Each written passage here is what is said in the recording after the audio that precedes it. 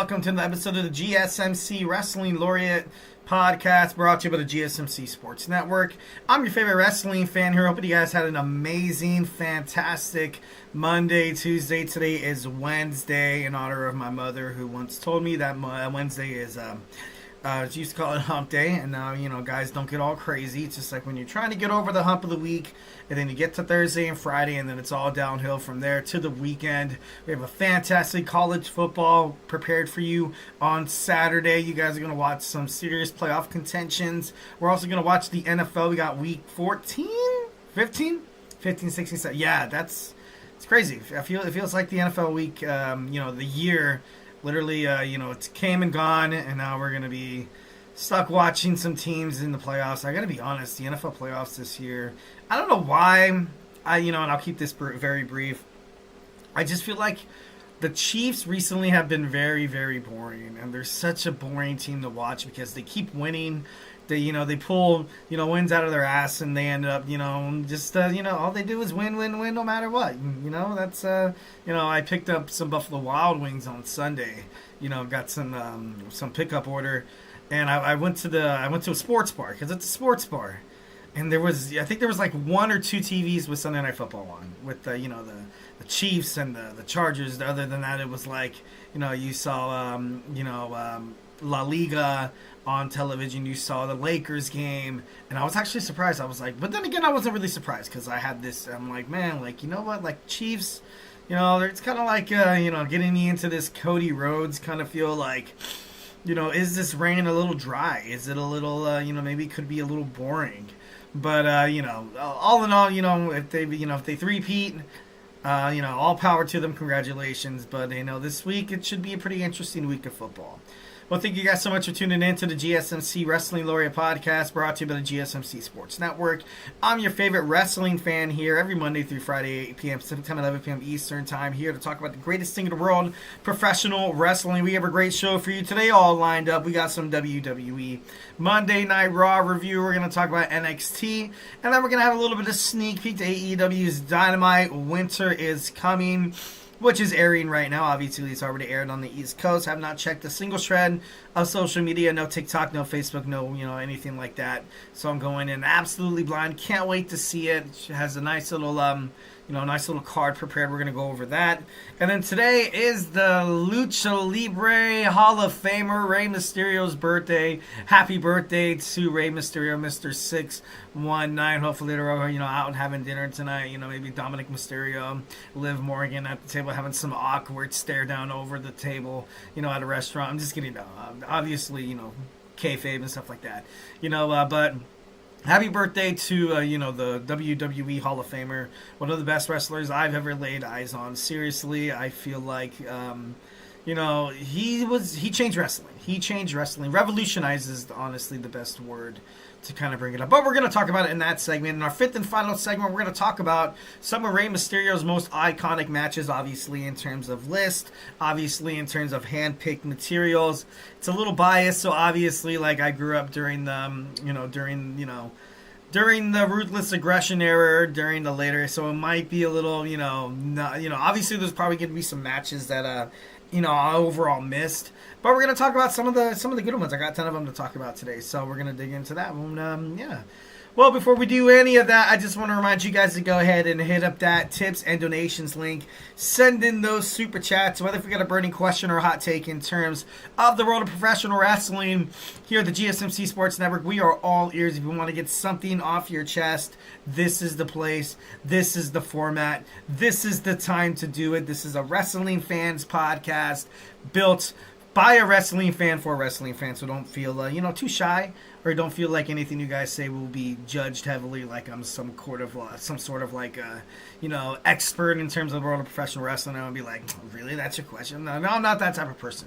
All in all, just we love here at the GSMC Sports Network, we do love a lot of fan engagement because we want to make sure you guys are having fun. Definitely 1,010%. So yeah, make sure you guys send in those super chats. And if you really want to make sure your comment, question, or concern gets noticed, why not use that super chat? Go ahead and hit up that little box right there. Tap that $, which is going to guarantee whatever you guys put inside that box is going to be talked about, going to be featured, going to be debated about on the show.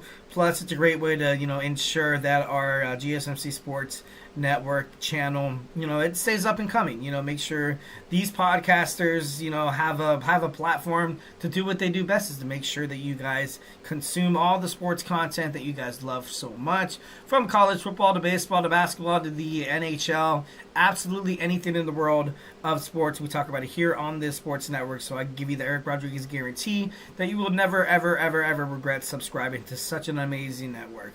We are super grateful for each and every one of you guys who joins us here daily on the GSMC Sports Network. Your support makes all the difference. So let's keep the conversation going. Let's get this party started. Send in those super chats, those super stickers, because you guys are super awesome. And together we will make sure this podcast is bigger, better, and stronger than ever. Once again, the super chat, not your thing. Go ahead and hit up that tips and donations link at the GSMCpodcast.net. Tell me what you like. Tell me what you don't like. Give me your top 10 professional wrestlers in history. Maybe top 5 women. Maybe top 5 guys. Just top 5 tag teams. Why not? Let's do it. We'll start a debate or we'll start a conversation about that. Just want to make sure you guys are absolutely having fun listening and watching this podcast. We do love a lot of peace, love, and positivity at the GSMC Sports Network. So, of course, but it's, it's sports. It's sports. It's wrestling. Disagreements are going to happen. Some criticisms, and it's all good. It's all gravy, baby. It's all water under the bridge already. Feedback is a gift. We just want to make sure you guys feel comfortable on this platform to speak your mind of whatever you guys have to say. Remember to Superman punch that like and subscribe button to the show. Follow the show, follow the network, so you guys can get some notifications whenever we all go live.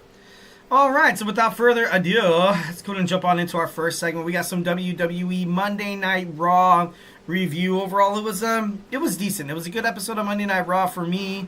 Out of 10, I'd probably give it like an 8.5. Obviously, I'm not Dave Meltzer over here, anything like that, but I'm a diehard wrestling fan, definitely 1,010%. So, of course, we saw the New Day enter the arena.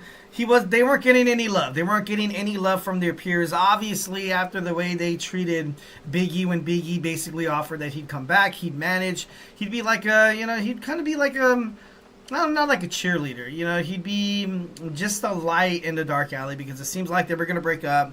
Total 180. They're going to stay together. They're kicking Big E out, blaming basically everything on Big E.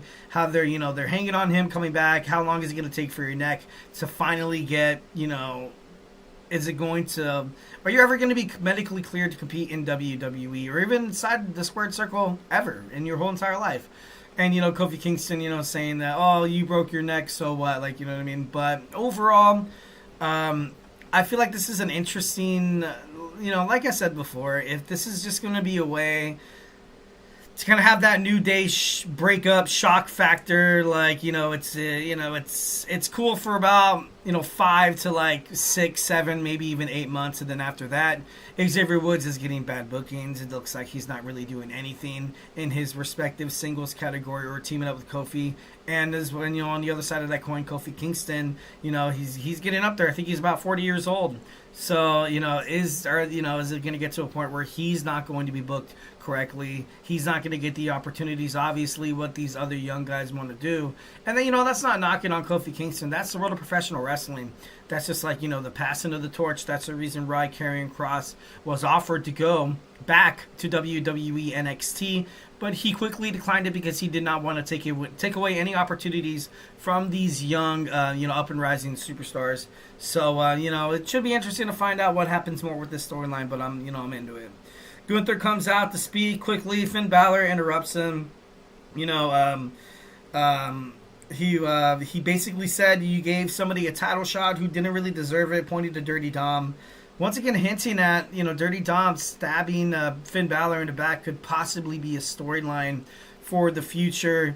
It would be interesting to see at Saturday night's main event, Dominic Mysterio helping out Gunther in a way where he screws over Finn Balor, where he screws over Damian Priest. But then, without Finn Balor, JD McDonough, Carlito, Dominic Mysterio, because Dominic Mysterio, even with Liv Morgan, the WWE World's Women's Champion, although, I have love, respect for her, it's cool and all, but, he's not that active, he's not that vocal as he was when he was with Mami, when he was with Rhea Ripley. So, it's It's all right, especially with the addition of Raquel Rodriguez to watch Liv Morgan's back. Maybe, down the line, you have Liv Morgan drop Dominic Mysterio. Maybe some way along the line, you see Finn Balor dropping Dominic Mysterio. Dominic Mysterio is left without any friends. He's left without any allies, possibly, maybe even possibly. And this is a huge, a prediction or whatever. Or not a prediction, it's, a hot take in terms of the world of professional wrestling. Maybe somewhere along the lines, he finds his way to, kind of link up with Damian Priest and, Rhea Ripley once again. Maybe they have their, Judgment Day 2.0 where they're going to take down, basically the enemies that they ultimately built up.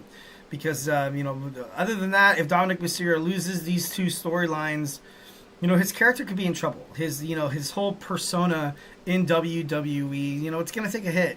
So if you're planning to keep Dominic Mysterio for the long run in WWE, the booking that he is right now, kind of being the latchkey dog for the WWE World's Heavyweight Champion, Liv Morgan, it's not really working. He's being talked down to by, Finn Balor. Finn Balor clearly, and I kind of analyzed this after watching that promo, after the show, to be honest, that it seems like Finn Balor really has no desire to kind of make it back to where he was the first ever Universal Champion. And it's sad and it sucks to see because Finn Balor was so damn interesting. He was so great as a babyface, and bringing him to the Judgment Day, and then they knocked out Edge from the Judgment Day, and it just it just didn't It is WWE. We're in a new era, so hopefully they'll do something about that. Gunther basically rubbed it in Finn Balor's face that he did not earn a title shot. You chose to play second fiddle to Damian Priest. You were the best for one night, obviously commenting on his injury with that match with Seth Rollins at SummerSlam. I kind of liked it how we brought up playing second fiddle to Damian Priest. And that's exactly what Finn Balor did. Literally, he was, he was a babyface. He went back to NXT. He came back. It wasn't really working out. Obviously, Vince McMahon wasn't a huge fan of Finn Balor, according to reports. He was more of a Triple H kind of guy. Once when a lot of talent went from NXT to the main roster, it was kind of lost in translation a little bit. You had the Triple H Paul Levesque era literally living under the yellow and gold, the yellow and black, or the gold and black brand on NXT. And then, you had, talents like Aleister Black, Keith Lee, Ember Moon, kind of made their way to Raw or SmackDown under the control of Vinnie Mac. And it just wasn't good. And, and it sucks. But I want to see Finn Balor get back to a better place. I'm not really huge on him kind of being part of this whole Judgment Day thing. But, it'd be kind of crazy to see if he brings back the Bullet Club. Maybe he finds, maybe teams up with AJ Styles and the, and the OC once again. That would be pretty damn interesting. Damian Priest comes out, and then, of course, he's laid out by the Judgment Day. My main fear was, Damian Priest getting back into this fold, into this feud with Finn Balor, and you're just going to see the wash, rinse, and repeat. Damian Priest getting laid out by the Judgment Day night after night, and it's obviously, seems like it's coming true, and I hate it. I definitely hate it. He was laid out by the Judgment Day. The WWE Tag Team titles are actually going to be defended next week. I was lied to. I read a whole bunch of, I read a bunch of Raw previews, and all of them said that they were going to have a team announced tonight on Monday Night Raw to take on Finn Balor and JD for those titles. And it turns out it's going to be next week, and they're going to take on the War Raiders. So, the War Raiders getting the second chance with the Judgment Day barred from ringside. The Miz and the Final Testament defeat the Wyatt Sicks thanks to Paul Ellery. Uncle Howdy suffers a loss. How is he going to bounce back from that? We'll find out next week. CM Punk, he was interviewed talking about how Seth Rollins, his hatred, how he's saying he's more confused, and if he, if he lived in the shadow of CM Punk, obviously he'd hate me too. Kind of speaking on, I still love the confidence by CM Punk. I got to be honest. Dakota Kai lost against Liv Morgan. It was a, it was a different match, and honestly, with Dakota Kai, it's something that I kind have ultimately, was paying attention to, how in these type of matches, it seems like Liv Morgan actually flourishes, and I'm not, trying to dog on her to be like, oh, she's more of a WWE Women's Intercontinental Champion as opposed to a main event card, because right now the women's division on Monday Night Raw, I gotta be honest, is kind of suffering. Hopefully this superstar transfer portal that they're having here in WWE is gonna fix that, and there's no doubt in my mind we do get that. Maybe perhaps you see, Jade and Bianca break up, where you have Jade coming to SmackDown, you had Bianca coming to, where you had Jade staying on SmackDown and Bianca Belair coming to Monday Night Raw. And with the return of Charlotte Flair as well, the return of Asuka, there's still all these amazing women on the injury reserves list. So it, could be anything. It could be anything. All right, wrapping this up rapidly. We're trying to wrap this up rapidly. Ooh, that sounds kind of funny. Pure Fusion Collective still looking for a storyline in WWE. Damage Control. Io Sky and Kairi Sane are taken out. Drew McIntyre said he spent some time in Scotland. He was talking about Roman Reigns, CM Punk, Jey Uso, Sami Zayn, saying that they all sold out. And he actually did take out Jey Uso, which was actually, something that I anticipated. Seth Rollins, saying that he was ghosted by CM Punk, and hinting that he failed on everything else. Coming back to WWE, obviously, kind of a little jab here, talking about AEW. In the main event, saying that he never main evented WrestleMania. Sami Zayn comes out. Sami Zayn apologizes to Seth Rollins. He says he'll step away and let Rollins, kind of handle his business. Zayn announces that we're going to have him against Drew McIntyre at Saturday night's main event. Drew McIntyre attacks Sami Zayn. Women's Intercontinental Championship, Lyra Valkyria defeats Zelina Vega, Ivy Nile to move on in the tournament. The New Day comes out. They didn't really say anything because they absolutely got they got booed off stage. They got booed off stage. The heel turn seems to be successful, and I just hope it comes with better bookings. The fans are actually very into this new storyline of the New Day, and like I said, I'm for it. If you can book Xavier Woods, Kofi Kingston, obviously they do still have a lot of talent. They have a lot left in the tank.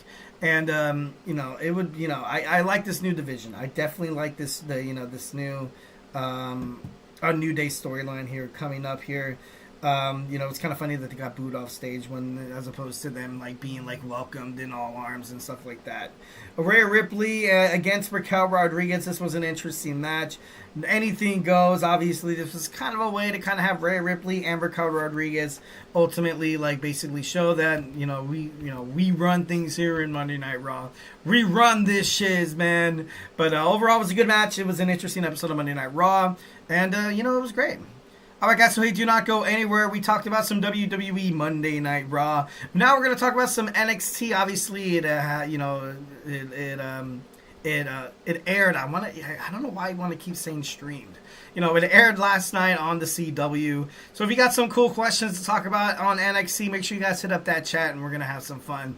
So, we're going to jump on into that segment when we come back. So grab your favorite snack, grab your favorite ice cold beverage, and join me here in about 30 seconds. So hey, do not go absolutely anywhere. I feel like I'm losing my mind. Is everybody in the world blind? Please, Lord, give me a sign, a sign. I feel like I'm losing my mind. Is everybody in the world blind?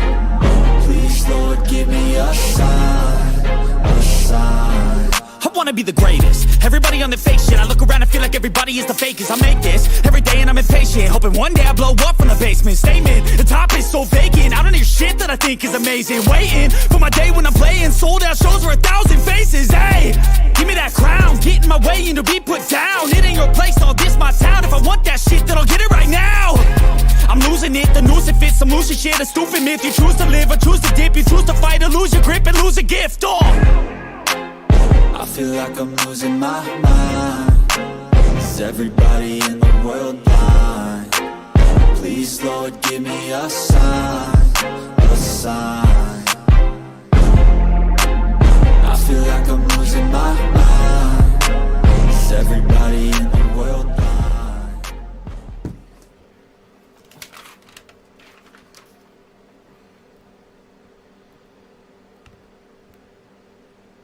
All right, we are back with the GSMC Wrestling Laureate podcast brought to you by the GSMC Sports Network. I'm your favorite wrestling fan here, Eric Rodriguez, every Monday through Friday, 8 p.m. Pacific time, 11 p.m. Eastern time, here to talk about the greatest thing in the world, professional wrestling, all the action inside and outside of the ring, backstage curtain calls, drama, and news. We talk about inactive statuses, injury updates. We talk about contract negotiations, extensions, and new signings from promotions like AEW to WWE to Ring of Honor to TNA to the NWA. If it makes major news in the world of professional wrestling, we talk about it here on this show, 1,010%. So make sure you guys Superman punch that like and subscribe button to the show so you guys can get some cool notifications whenever we all decide to go live. All right, just kind of reflect on what we talked about right quick. We had our WWE Monday Night Raw recap, and now we're going to talk about some WWE NXT. So if you got some questions about NXT, or if you have some cool, awesome hot take statements, make sure you guys unload in that comment section so we can have some fun.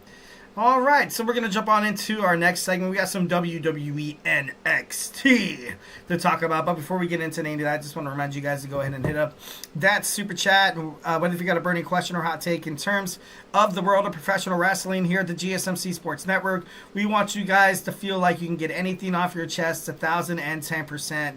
Make sure you guys feel like you have the right. Make sure you guys have the, just know that it's, we absolutely are delighted by every single comment that comes in. There's no such thing as a stupid comment. There's no such thing as a, just give me a shout out where you're listening from. Give me a, tell me how your holiday season's going.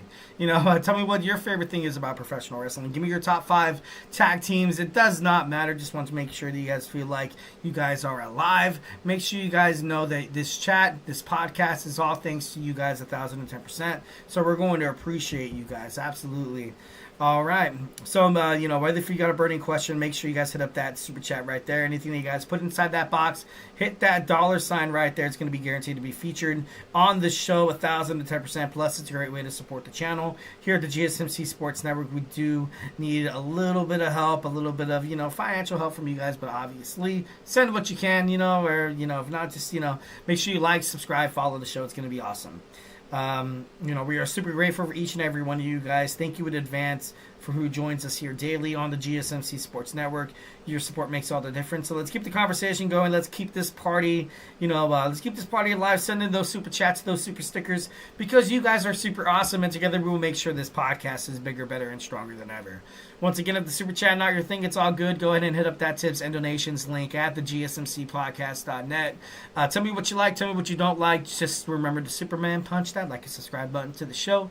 Follow the show. Follow the network here at the GSMC Sports Network.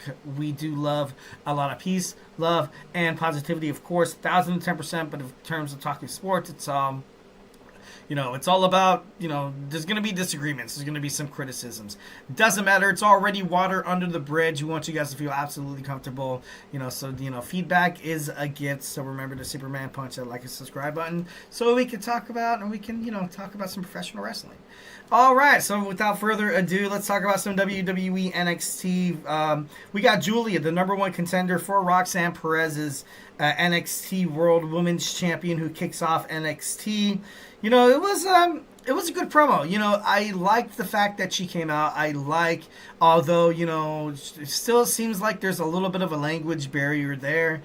It seems like she's getting comfortable. It seems like she's getting comfortable on, the WWE platform, which is something that, Shawn Michaels talked about inside of an interview, how he's, the reason why he's decided to put Stephanie Vaquer and Julie in so many tag team matches is just so that they kind of get the flow a little bit there. But they're going to be stars pretty damn soon. And in my opinion, having Julia, potentially be the one to dethrone NXT's Women's Champion Roxanne Perez, and then have Perez find herself on SmackDown or maybe even Raw. That could definitely be a possibility.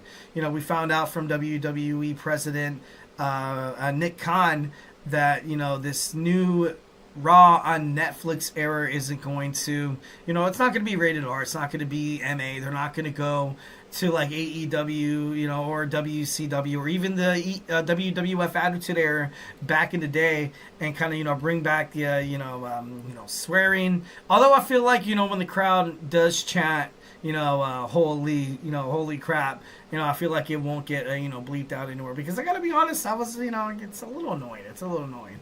But overall, you're trying to draw a specific audience. You're trying to keep advertisers interested. You don't want them to feel like they, sink their money into, an entertainment conglomerate such as the WWE and have, people dropping F-bombs and, like you see on AEW, someone suffocating somebody in a plastic bag. No, I'm just, I'm not dogging on it. Obviously, AEW is a different audience, being on TNT and TBS. It draws a whole different kind of audience as opposed to the USA Network, Fox, formerly Fox from SmackDown. It's gonna be great. It's gonna be great. Roxanne Perez came out. She basically said she's not on, that Julia and anybody on the WWE Women's NXT roster is not on her level. But she did throw some flowers to the participants inside that Iron Survivor match. She said the ladies, went out there. They proved that they're, that WWE has the best. Scratch that. NXT has the best women's division inside the world of professional wrestling. And so far, it's, next to New Japan Professional Wrestling, it's the women's division is amazing. The women's division is absolutely on fire. And it was kind of cool to see Roxanne Perez kind of she broke kayfabe. She broke kayfabe for literally like that. Those 3 seconds, like you could tell literally with the sincerity of her voice and the way that she was like talking to Julia, like like when you're acting or when you're trying to, when either you're talking to friends or coworkers or family members, where you kind of like obliviously say things, but then you kind of look at them like more deeply in the eye, and like kind of. These hidden messages that it's like, what, this and that and the other, you're not on my level. But to be honest, you guys did really, really good, this. And so I thought that was actually kind of cool for, Roxanne Perez to do that. Obviously, her and Cora Jade had plans of attacking and injuring Julia, saying that she's not even going to make it to NXT New Year's Evil. You had Stephanie Vaquer taken out backstage by Cora Jade. And Kaylani Jordan, the former women's NXT North American champion, came out to aid, Julia. So it was pretty interesting. Obviously I love seeing Kaylani Jordan, in the main event kind of status. After her losing her chance for a shot at Roxanne Perez at that Iron Survivor match, I kind of got worried that she was going to falter down the ranks of NXT in the women's division. But, I don't think that's going to happen. She's literally one of the best women on the roster. You watch her matches and she has so much charisma. She has so much enthusiasm. Fans can't help but to be fully invested in not just the way she wrestles inside the ring, just her full-on character. The way she represents herself with so much confidence. Like, it seems like, she's that absolute, she's that sweetheart. But at the same time, like, she kind of shows signs that, hey, maybe if you push this girl too hard, she can be kind of a B word. Like, what I mean? So she's going to find her way back onto the title scene pretty soon here. But, it'd be kind of interesting to see Kaylani Jordan make her way onto SmackDown or Raw. Because, her accomplishing herself, as the NXT Women's North American Champion, the first one ever, and the way she represented that title and defended it on a weekly basis, it's admirable. So you can't help but to throw some flowers to Kaylani Jordan, because she's definitely one of the best in the world to do it.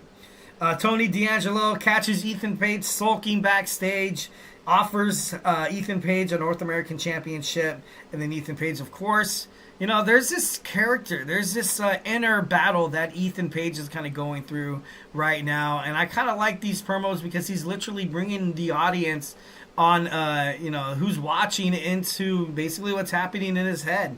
At the end of the show, he was saying how, is it NXT me? I'm all ego, but really, am I all ego? So Ethan Page, of course, he has his, the old me where he was like, what? I used to be the WWE NXT World Heavyweight Champion. Tony, if I win the NXT North American Championship, it seems like it's kind of like a step down for me. And Tony D'Angelo kind of took it to heart, and he was like, "Oh, are you serious? Fine, okay, I was giving it to somebody else." And then it turned out that, he was like, no, like that classic, like, like he was trying to be a jerk, and then it came back to bite him in the ass. So I thought that was actually kind of funny. He was basically, explaining to Tony D'Angelo how he needed this. Lexis King wants another shot at the Heritage Cup Championship. Obviously, later on in the show, the leader of the No Quarter Catch crew, Charlie Dempsey, he agreed to it.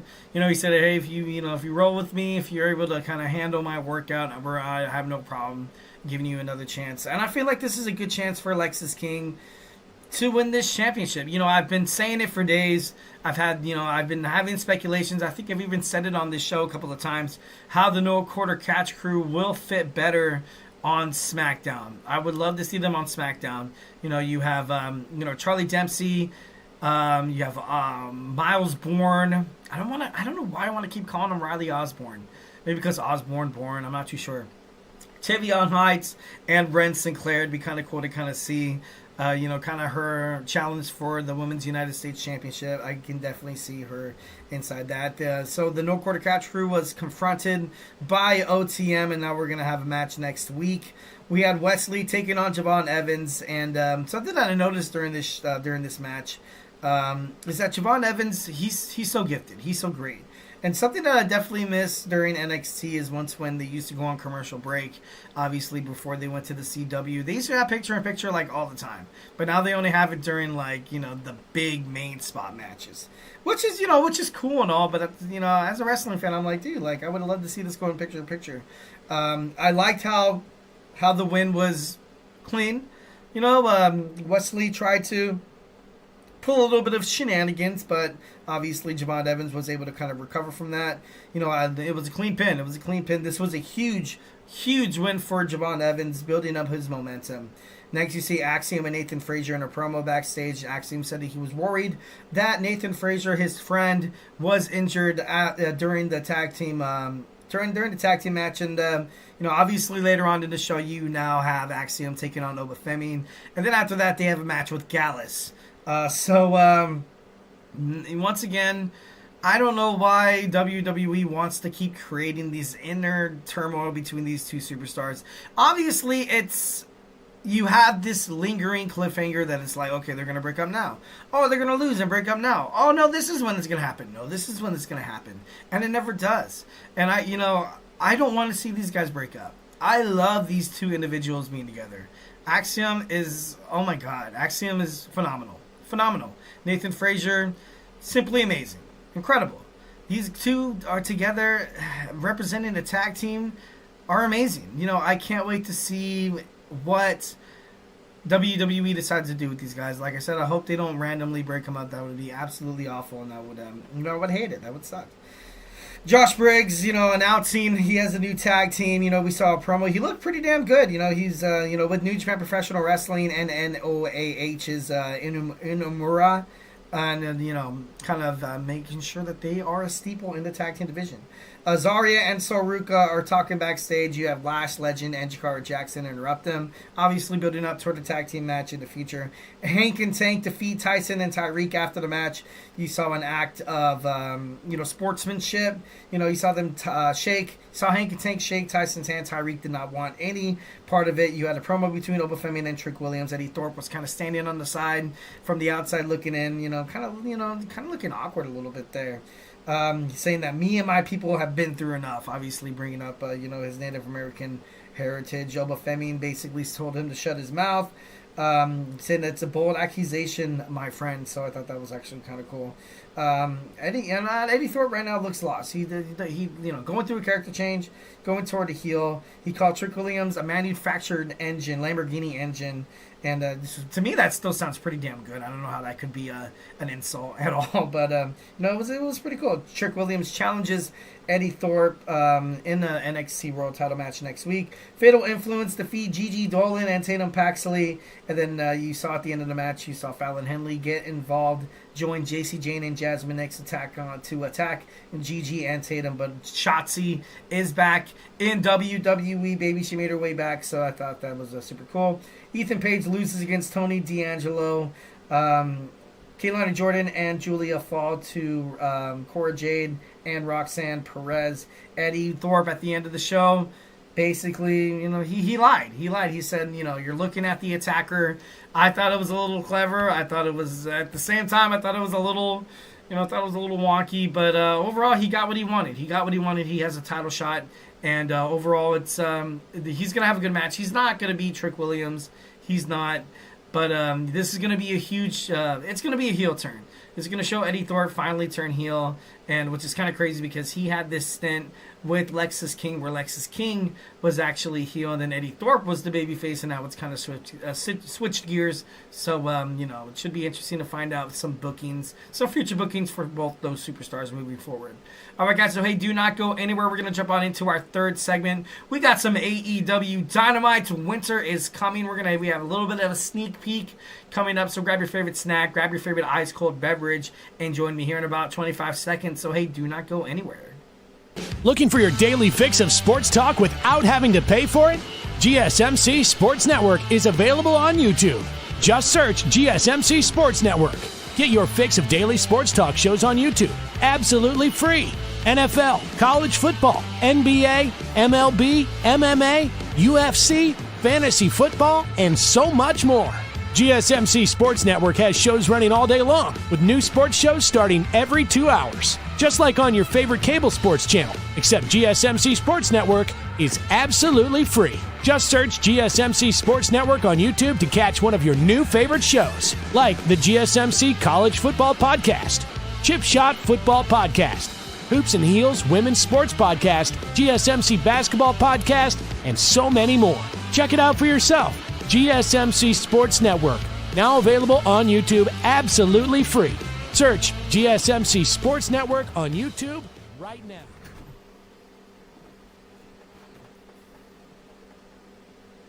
All right, we are back with the GSMC Wrestling Laureate podcast, brought to you by the GSMC Sports Network. I'm your favorite wrestling fan here, Eric Rodriguez, every Monday through Friday, 8 p.m. Pacific Time, 11 p.m. Eastern Time, here to talk about the greatest thing in the world, professional wrestling, all the action inside and outside of the ring, backstage curtain calls, rumors, dramas, and updates. We talk about inactive statuses and injury updates as well. We talk about contract negotiations, extensions, and new signings. We talk about promotions from New Japan Professional Wrestling to AEW to the GCW to Stardom. If it makes major news in the world of professional wrestling, we talk about it here on this show, 1,010%. So make sure you guys Superman punch that like and subscribe button to the show, follow the network. All right, just kind of reflect on what we talked about right quick. We had our WWE Monday Night Raw recap. We had our NXT review. And now, without further ado, we're going to talk about some AEW Dynamites. Winter is coming. We have a sneak peek. Like I said, I'm already aware that it aired on the East Coast already. So if you have DirecTV, obviously, if you guys already you already seen it, or do other cable providers besides DirecTV do that? I'm not too sure. But, I've not checked a single shred of social media, no TikTok, no Facebook, anything like that to kind of get any updates. So I'm going in absolute blind. Can't wait to watch it when I get done. I got it recorded, and it should be a pretty awesome episode. All right, guys. So without further ado, it's Wednesday. Thank you so much for tuning into the GSMC Sports Network. We're here to talk about some Dynamite, which is Winter's coming. Sneak peek. So let's, we're live in the T-Mobile Center in the Kansas City, Missouri, home of the back-to-back Super Bowl champions, Kansas City Chiefs. It'd be cool to kind of see if, maybe a couple of Chiefs are there. That would be, honestly, I think Tony Khan would definitely, appreciate Patrick Mahomes being in the crowd, which I doubt he would. I think he's a WWE guy. But, it should be interesting to kind of find out if, they decided to do something with kind of Chiefs themed. I know with the deal of HBO Max, that's kind of the reason why they have these HBOs. Winter is coming, the Starks of Winterfell, Game of Thrones kind of feel, but we have a great card set up. We have Jon Moxley and the Bastard Pack taking on Switchblade Jay White and freshly squeezed Orange Cassidy. I do like this new mesh of superstars. You have superstars that are literally on the brink of destroying each other, forced to tag team to take down a common enemy that's running rampant all over All Elite Wrestling, which the Death Riders are literally doing. In the women's division, Marina Shafir, you have Wheeler Yuta, Jon Moxley, the Bastard Pack, and Claudio Castagnoli, all literally changing the way AEW is literally run. I feel like this Death Riders, this obviously, after Bryan Danielson he was defeated by Jon Moxley and he retired.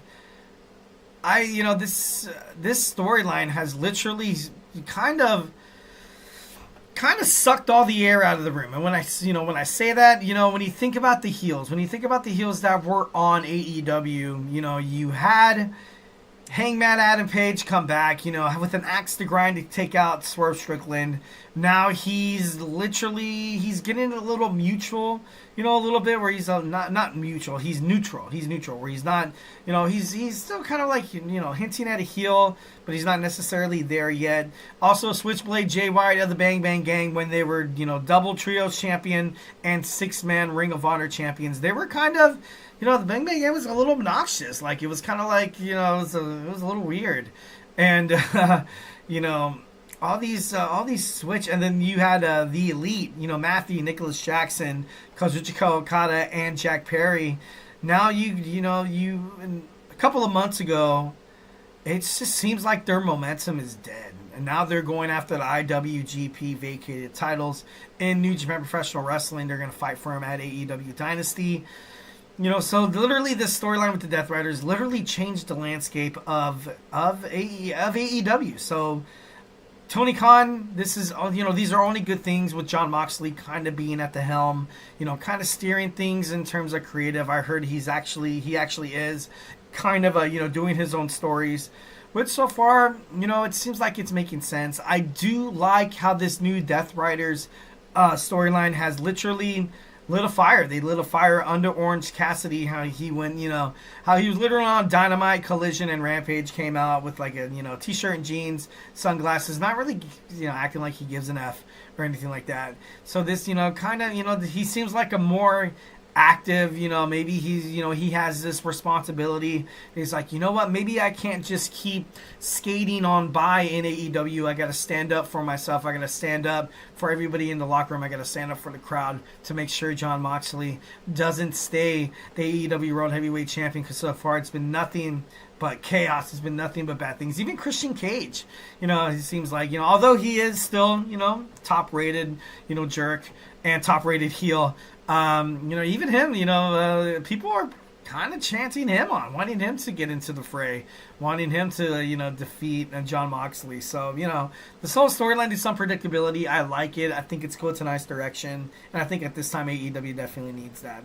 Adam Cole takes on Kyle O'Reilly in a one-on-one match to find out who takes on MJF at No Surrender? No, it's not No Surrender. I think that's... No, damn it. Oh, I'm getting my pay-per-views, my PLEs mixed up. I think with TNA. I think No Surrender is TNA. I'm not too sure. It's... I like this match. I definitely like this match because you have two talented superstars going at it. Former friends. You have this lingering storyline, this chemistry that nobody really can ignore. Adam Cole's kind of in that point where he's like, you know what? This is like a new character development with him. Like, no one really expected him to come back and be a total babyface. You've seen Mike Taven and you see Matt Taven and Mike Bennett shift gears on Ring of Honor as well. And then obviously Kyle O'Reilly's still Kyle O'Reilly. He's pretty awesome. Roderick Strong even, I feel like after losing to Mark Briscoe, failing to get that Ring of Honor World Heavyweight Championship, like, he just seemed like a different dude. A handshake at the end showing sportsmanship, and I think it's a nice little shift for the Undisputed Kingdom because, it gets to the point where you just have this, wash, rinse, and repeat kind of mentality in the world of professional wrestling, and fans, can they pick it up? They pick it up and they're like, you know what, like, come on, guys, you're gonna have something different here. So overall, it's been good. Mariah May defends her AEW World Women's Championship against Mina Shirakawa tonight.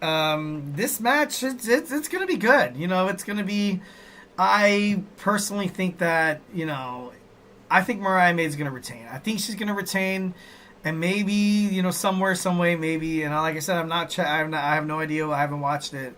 Maybe Toni Storm kind of finds her way back into the fray because, Mariah May, she's cool. Like, she is, she's all right.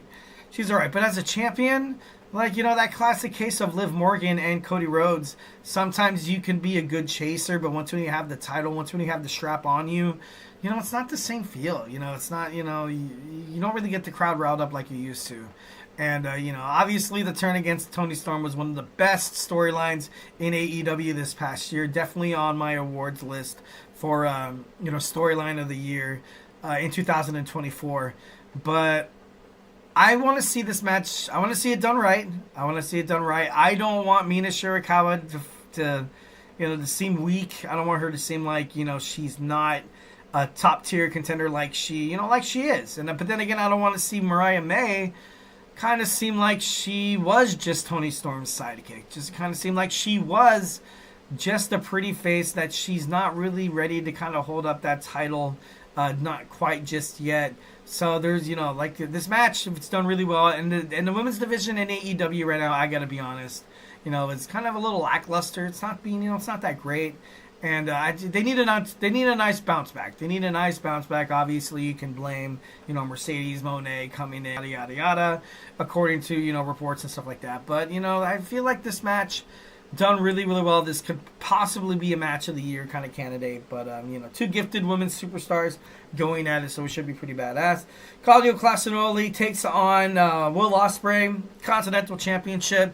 Will Ospreay's actually, he's been taking quite a bit of dubs. Quite a bit of, L's recently on AEW. So it'd be kind of nice to see him getting back into the win column. But actually, I think Will won last week. I'm not too sure. Don't quote me on that. But with this whole Claudio, because he came so close. Last year, he came so close to winning. And if he wins, then he's taking on, Kaz Okada. And it could be, definitely one of the matches. It could be a great match. You would have the Death Rider storyline kind of intertwining with the Elite.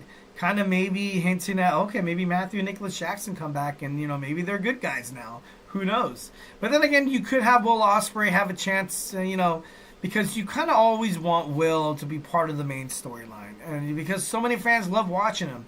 And he's loved by the AEW universe whenever he comes out. Fans love him. They buy his merchandise. They're literally into this guy. And, by all power to them. He's definitely he's amazing. He's one of the most incredible wrestlers in the world of professional wrestling. WWE had a chance to sign him, but ultimately dropped the ball. AEW picked him up, and they've done right by him. And Will Ospreay, literally, I feel like Will Ospreay is one of those top names that has been holding AEW abroad, holding them afloat. Once when Cody Rhodes left, once when CM Punk left, once we had, superstars like Jade Cargill on the women's division left as well. It doesn't have that same, but Will has done a great job. Definitely love Will Ospreay, the aerial assassin, definitely a future champion, whether it's the Continental Championship, because, Kazuchika Okada, him against Will Ospreay, they've had some top-tier matches, according to Dave Meltzer. So it'd be kind of cool to see those guys go at it once again. But like I said, I think they're going to give it to Claudio, because how damn close he came, last year. Well, lastly, we got Ricochet taking on Brody King in Continental Gold League, championship once again. Couple things, what's going to go on with Christian and, the patriarchy tonight. Also, what's next for the Hurt Syndicate. Last week you saw him, you saw them, Shelton Benjamin, MVP, and Bobby Lashley take out a whole bunch of security guards, which is, cool. Like, that's awesome, I guess, I want to see something more for them. I want to see something more. I want to see something better. And hopefully tonight, after Winter is coming, hopefully we will get more of a direction of where these three men are headed. All right, guys. So, hey, do not go anywhere. Happy birthday to Rey Mysterio. His birthday is December 11th. He's celebrating the big 5-0. I got some bad news for you guys, but make sure you guys tune in. Make sure you guys, stay, don't touch that tile. We can talk about some good old-fashioned Rey Mysterio when we come back. So, hey, do not go anywhere.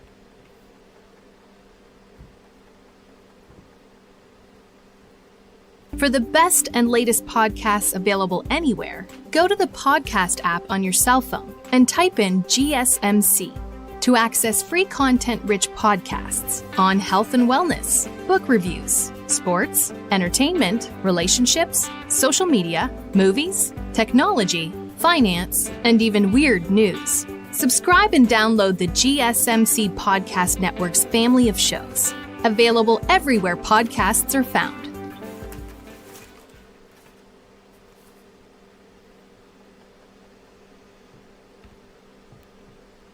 Alright, we are back with the GSMC Wrestling Laureate podcast brought to you by the GSMC Sports Network. I'm your favorite wrestling fan here, Eric Rodriguez, every Monday through Friday, 8 p.m. Pacific Time, 11 p.m. Eastern Time, here to talk about the greatest thing in the world, professional wrestling, all the action inside and outside of the ring, backstage curtain calls. We talk about, inactive statuses, injury updates. We talk about basically anything under the sun, from the GCW to New Japan Professional Wrestling to TNA, Ring of Honor, AEW, WWE. If it makes major news in the world of professional wrestling, we talk about it here on this show 1010%. So make sure you guys Superman punch that, like and subscribe button to the show so you guys can get notifications whenever we decide to go live. All right, guys, without further ado, let's talk about the birthday boy. Before that, of course, hit up the Super Chat, Dips, and Donations link, however you guys will, want to contribute to the show. So, happy birthday. Happy birthday to Rey Mysterio, the famous luchador, and I got to be honest, definitely one of my most, a lot of people's favorite in terms of the world of professional wrestling. This guy's literally, went to ECW to WCW and now WWE. Obviously, when WWE bought out WCW, I remember when he made his, debut. I think he went on top of the cage and he jumps. Like, oh my God, that's Rey Mysterio. I think it was Michael Cole. It could have been Michael Cole. It could have been Jim Ross. I'm not too sure. But, either way, iconic as hell. Rey Mysterio is celebrating a milestone birthday today. The big 5-0. And like I said, I do have some bad news. It looks like, after 30 plus years, Rey Mysterio has spoke about retiring when he comes to the age of 50. But obviously, athletes, say that all the time that they're going to retire. And, right now, WWE, even if he's a manager, even if he just, accompanies the LWO, that's something that fans would like to see. Not necessarily him jumping back into the squared circle once again. But you could tell Not Dominic Mysterio, sorry, scratch that. Rey Mysterio, really, I feel like he is heading toward a retirement. He's heading toward a retirement. He brought his son in. He established his son as a heel. He established him as an actual character with, with a little bit of, what's the right word? With a little bit of teeth, with a little bit of bread, with a little bit of substance. Like this guy, Dominic Mysterio literally went from Rey Mysterio's son to the point where, like, okay, now he's Dirty Dom. He has his own persona. He has his own persona, and you can argument that it is because of his dad. He brought him in. He trained him up real good. Introduced him to a bunch of legends. They trained him up good. Dominic Mysterio, although, he's had his injuries in the past, and the way that they kind of, riddled this storyline to him, turning on his father, they set up Dominic Mysterio for success. He set up for success. And this is something that, WWE, I feel like they did it for Rey. They did it, basically everything that he's done for the company. I feel like they did it for Rey. Right now, you have, basically they can announce, we have Dominic Mysterio taking on Rey Mysterio again, father versus son. And, this is going to be a booking that everybody's literally going to sink their teeth into. This is a match that you will literally, tune in because you're like, oh, this is going to be, you're interested. So, literally keeping that constant, out for his son to possibly be in the main event kind of frame. It's good. It's good. So Rey Mysterio literally came to WWE. He came to professional wrestling, literally set out and accomplished everything in his dreams. So I thought that was, super cool. From his rising popularity in ECW to making a global impact in WCW and WWE. He was in WCW for 5 years, joined WWE in 2001. Rey Mysterio is 5'6", 200 pounds.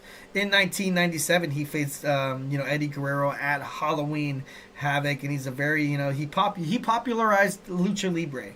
For quite some time, it was just the Lucha Libre was something that you can catch on television, maybe Saturday or Sunday on some, random channel, like maybe Spike TV, and it's like, oh, cool, Lucha Libre.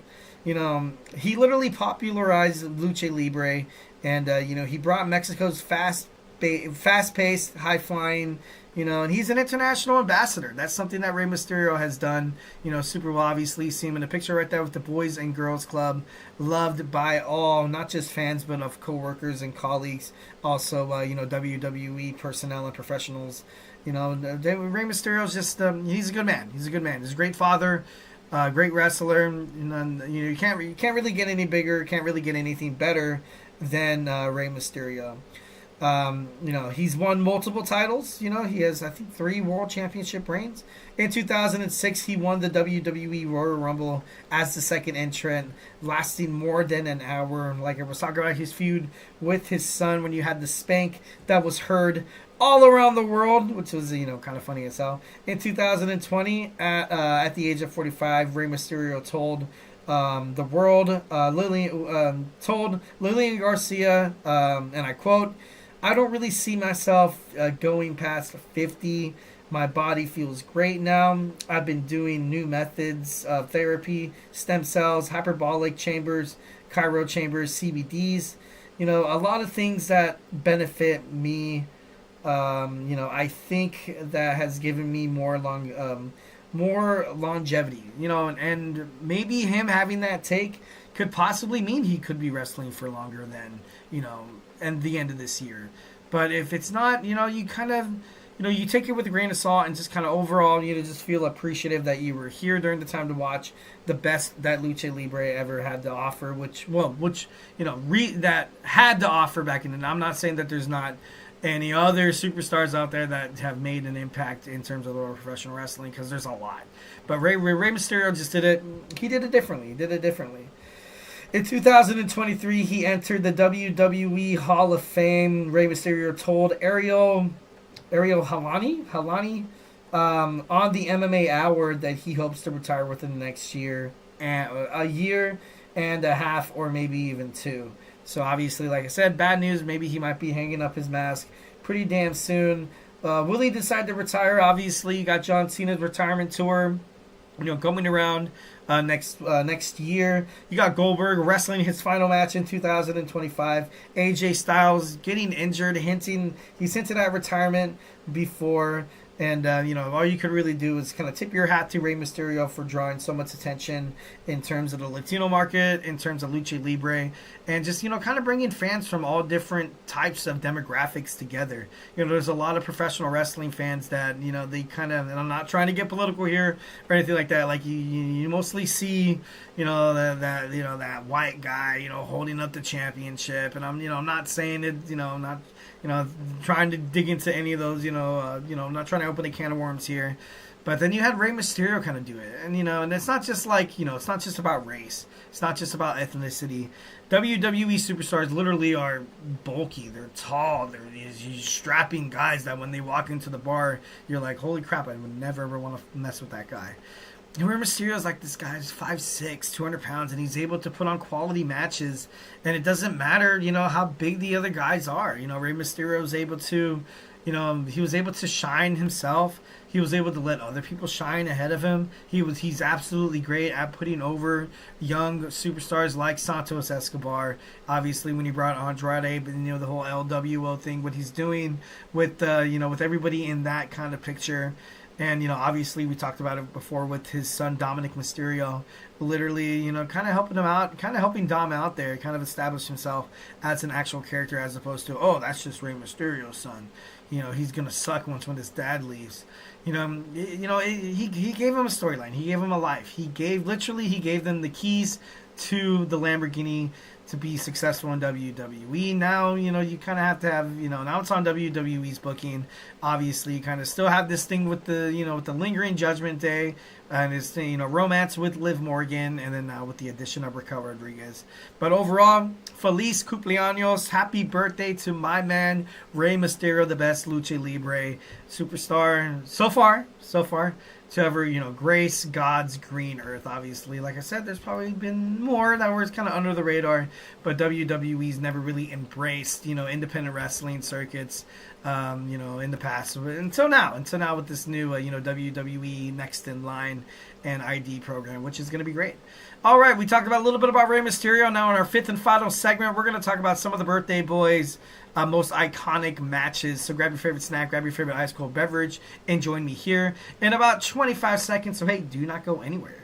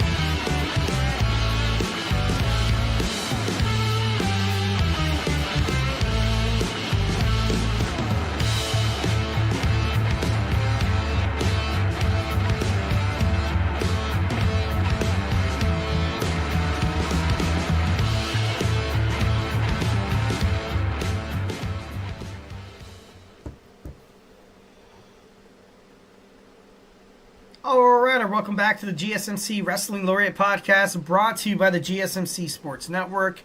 I'm your favorite wrestling fan here, Eric Rodriguez, every Monday through Friday, 8 p.m. Pacific Time, 11 p.m. Eastern Time, here to talk about the greatest thing in the world, professional wrestling. We talk about all the action inside and outside of the ring, backstage curtain calls, rumors, drama, and updates. We talk about, inactive statuses, injury updates. We talk about contract negotiations, extensions, and new signings. We talk about WWE to AEW, to Ring of Honor, to TNA. If it makes major news in the world of professional wrestling, we talk about it here on this show, 1,010%. So make sure you guys like, subscribe, follow the show, so you guys can get the notifications whenever your boy E here goes live to talk about some professional wrestling. All right, just kind of reflect on what we talked about right quick. We had our WWE Monday Night Raw recap. We had our NXT review. We talked about AEW's Winter is Coming. And we also talked about Rey Mysterio. We got a birthday boy today, turning 50 years old on December 11th of 2025. We got my boy Rey Mysterio, one of the best Lucha Libre wrestlers to ever grace God's green earth. And now, without further ado, we're going to talk about some of those iconic matches. Like I said, in terms of iconic matches, I might not be as old or maybe that intertwined into, wrestling history that much. I know, no one's ever perfect. No one's ever that actual perfect. These are just a couple of matches that, whether it was my tenure or matches that I've seen in the past that I'm like, oh my God, those definitely one of Rey Mysterio's best matches. And there's a couple of them probably that I left off, and I apologize. Let's go and dig on into it. All right, we got with Billy Kidman. They used to be, tag team partners in WCW with Conan, Juventud Guerrero, Eddie Guerrero. They used to be the Filthy Animals. Teaming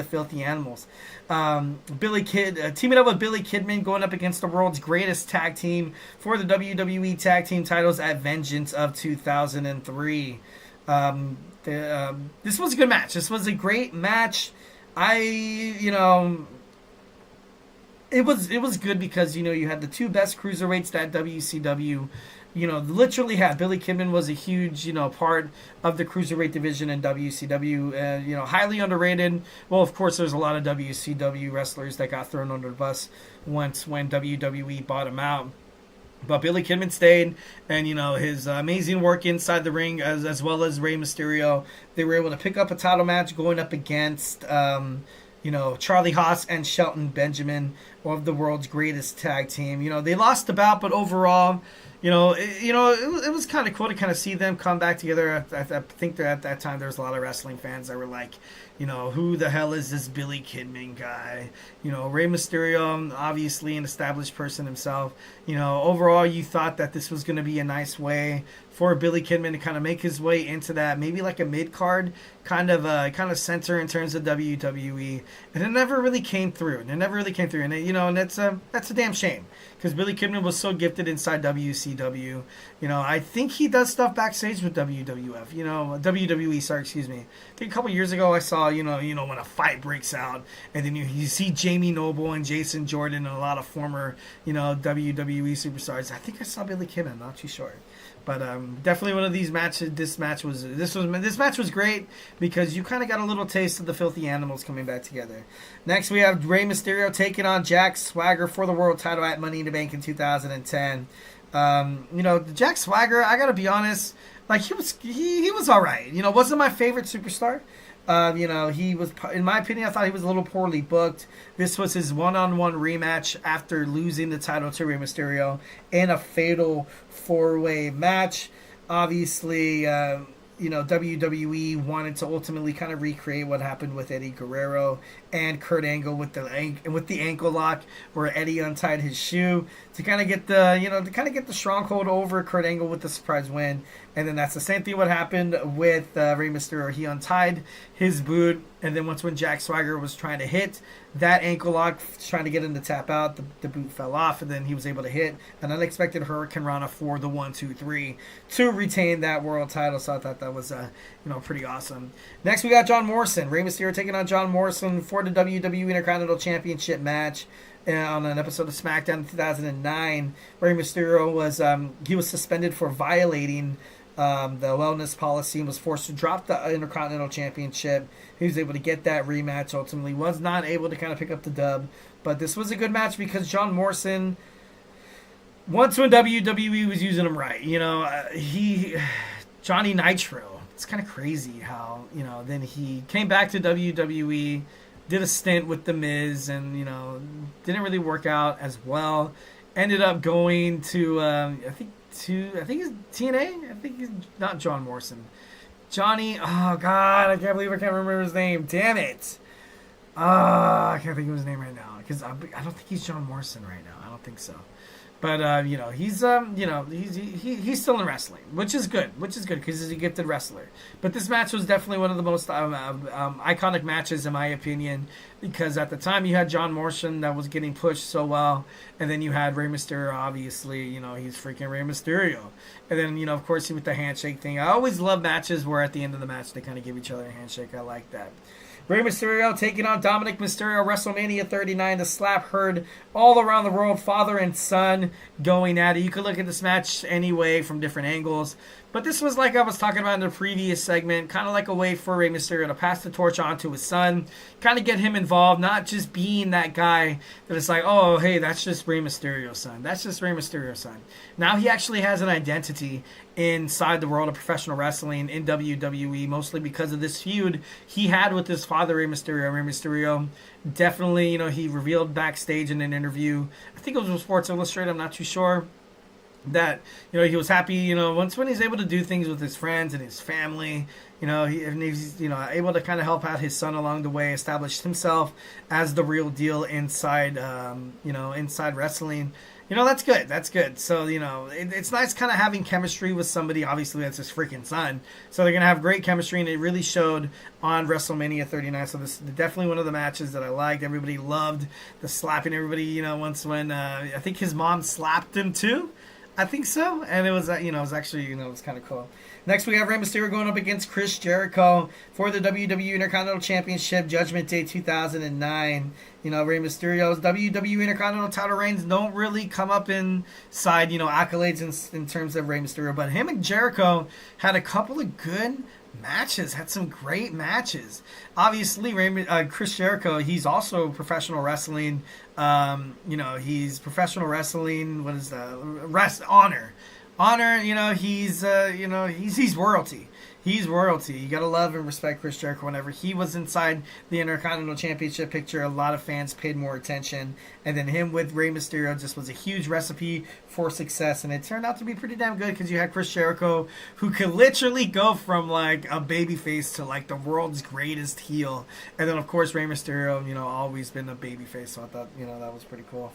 Rey Mysterio takes on Eddie Guerrero in a ladder match to decide who gets custody of Dom in a ladder match at SummerSlam 2005. Obviously before Eddie passed away, a couple of months before, I think, sad. It sucks, obviously. This is a storyline that wouldn't really work on the wrestling spectrum, but since it was done with Eddie and it was done with Rey, and that they're so gifted when they're together. They had a great chemistry, obviously. Friends since ECW, having a great match that they had at Halloween Havoc in 1986, I think it was 1986, 1997. Sorry, excuse me. It was just great. Like I said, a little bittersweet because of what happened with Eddie, but overall, great match. It was a good match. Winning his first title, he teamed with Edge. They were able to kind of beat out Kurt Angle and Chris Benoit in a 2 out of 3 falls match, 2-1, November 7th, 2002. So it was kind of cool to kind of see that tag team finals win over, established singles, main event stars like Chris Benoit was, like Kurt Angle. And, it's kind of cool to see Rey Mysterio win a belt, his first ever belt in WWE. Something I alluded to before, we had Rey Mysterio and Eddie Guerrero fighting at Halloween Havoc in WCW 1997. More or less just a huge, building up toward their chemistry and stuff like that. Like I said, kind of sad. I don't know why whenever, remembering the legacy that Eddie Guerrero left is, pretty awesome. Prince Puma and Rey Mysterio take each other in Lucha Underground in 2016. definitely a good match. I watched it today when I was doing research, and I was like, damn, you kind of have, Ricochet. If you don't know who Prince Puma was, it was Ricochet. You have the Prince going up against the King of Lucha Libre, and it was, the match lived up to the expectations. Next, we have Psychosis taking on Rey Mysterio in the ECW 1995. This match really did so much wonders for not just ECW, for a lot of the Latino market, a lot of Lucha Libre superstars that were trying to fight and claw their way into, wrestling promotions that was happening, here in the States. Wrestling organizations like WCW, they paid close attention to this because as soon as this match happened, they brought a lot of Lucha Libre to WCW. And, it was great for WCW. You had a lot of great superstars. And, when you had that match, a classic match between Rey Mysterio Jr. and Psychosis, obviously nothing but good things can happen from it. So, going over a lot of, Rey Mysterio iconic matches, obviously. Love, respect, my man. And once again, happy birthday to the WWE Hall of Famer. All right, guys, thank you so much for tuning in to the GSMC Sports Network, to the GSMC Wrestling Laureate podcast. That is it for me today. I'm going to go watch some Dynamite, maybe eat maybe snack on some dinner a little bit. I had a little bit, but, I always get off around like 7, and then I'm like trying to trying to do this real fast, but it turned out to be pretty cool. We always have some great shows. So thank you for those who participated in the chat. Always appreciate. And thank you so much for tuning in to the GSMC Wrestling Laureate podcast. Remember to follow us on Twitter /X, Instagram, TikTok, and Facebook for more content and updates. Superman punch that like and subscribe button to the show.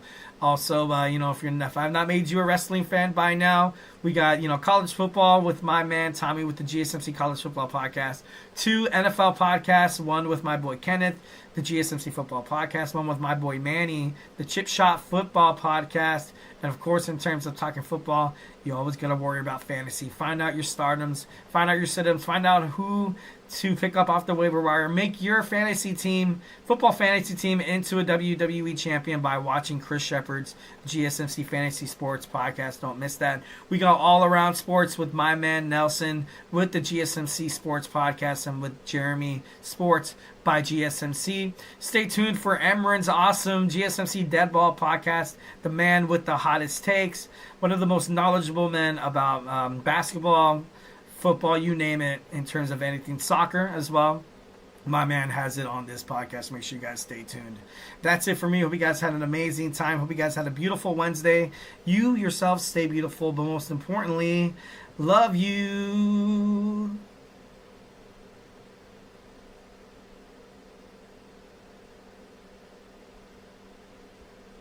Mm-hmm. Mm-hmm. Mm-hmm. Let's go. I wake up to a little bit of drool on my pillow, feel like it's gonna be a bad day. Yeah, I'm tired of shit, and the coffee ain't hit yet, damn.